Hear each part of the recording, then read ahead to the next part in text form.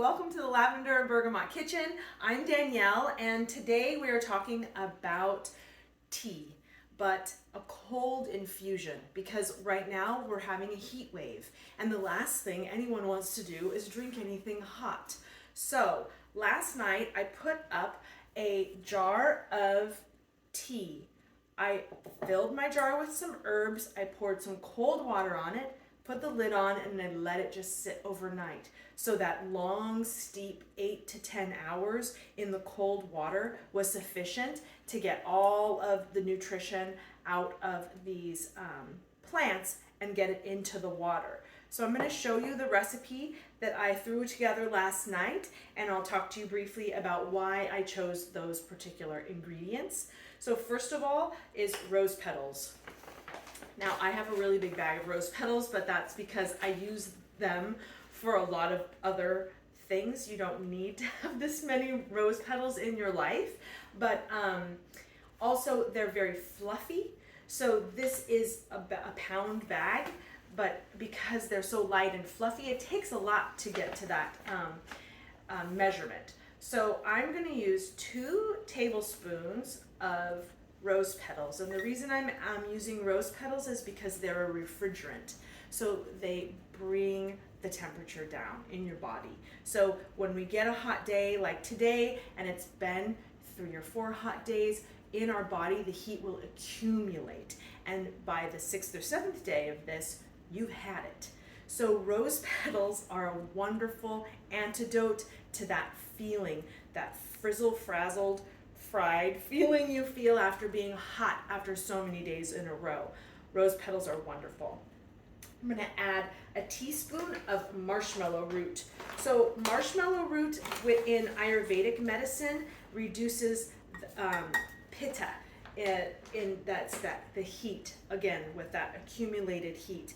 And marshmallow in particular likes to be infused in cold water. So it's a perfect herb to add into your cold infusion. In addition, I'm going to add some nettles. Nettles also like to be infused in cold water. I'm going to do a teaspoon of nettles, and those are just chock full of nutrition. So they're great for you to add to any kind of a formula like this. I'm going to add a teaspoon of peppermint because it's so refreshing and cooling, and as well a teaspoon of lemon balm.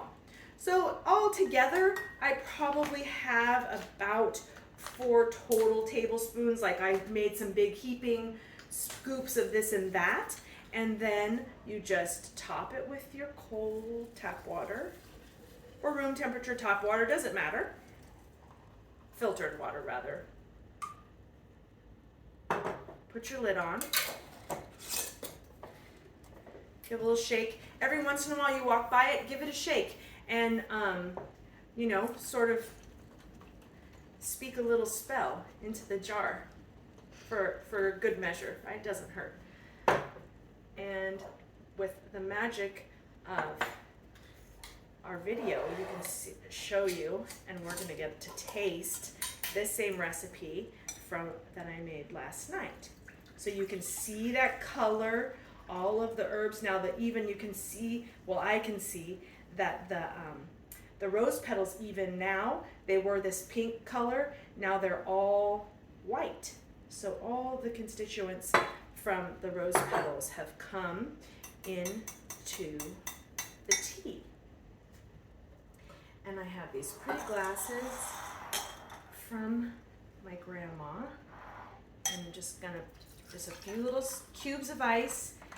You could sweeten this if you'd like with honey, maybe even some of that hibiscus syrup that we've made before in the past. That might be nice to sweeten it with. But with the roses and the peppermint in the tea already, it's just so mild and lovely, and I don't think it really even needs anything at all. But I think I should ask Miv and Laura to come on in and have a taste.